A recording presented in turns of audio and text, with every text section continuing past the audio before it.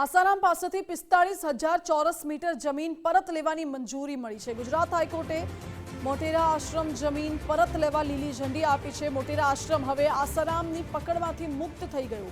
Commonwealth games 2030 પહેલા અદ્યતન sports complex અહીં બનવાનું છે। સરકાર જમીનનો રમતગમત માટે ઉપયોગ કરશે। મોટેરા આશ્રમમાં 32 ગેરકાયદે બાંધકામો તોડવામાં આવશે।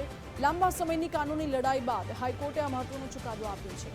આશ્રમ તરફથી દાખલ ઇમ્પીચમેન્ટ અરજીઓ રદ કરવામાં આવી છે। હાઈકોર્ટે ગેરકાયદે બાંધકામ તોડવાની મંજૂરી આપી દીધી છે।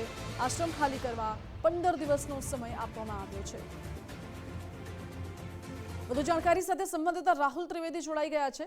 રાહુલ, આસારામનો જે આશ્રમ હતો મોટેરા પાસે, હાઈકોર્ટે હવે તેને મંજૂરી આપી દીધી છે જમીન સરકાર હસ્તગત કરવા માટે।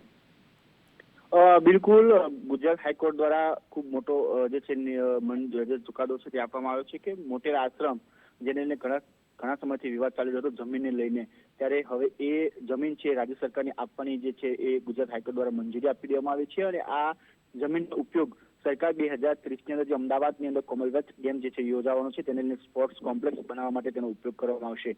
ખાસ કરીને આસારામ જે મોટેરા ખાતે આવેલો છે ત્યાં 32 જેટલા ગેરકાયદેસર બાંધકામો હતા તેની તોડવામાં આવશે। ઉલ્લેખનીય છે કે મોટેરા આશ્રમ દ્વારા એ પહેલા પણ ઇમ્પેક્ટ ફી માટે અમદાવાદ જે છે કોર્પોરેશનમાં ઇમ્પેક્ટ ફી માટે અરજી કરવામાં આવી હતી, પરંતુ કોર્પોરેશને આ ઇમ્પેક્ટ ફી છે તે અરજી રદ કરી દીધી હતી અને હવે હાઈકોર્ટે તે તોડી પાડવાની મંજૂરી આપવામાં આવી છે અને કોર્ટે પણ આશ્રમ ખાલી કરવા માટે 15 દિવસનો સમય પણ આપવામાં આવ્યો છે। જી રાહુલ, આભાર આપનો।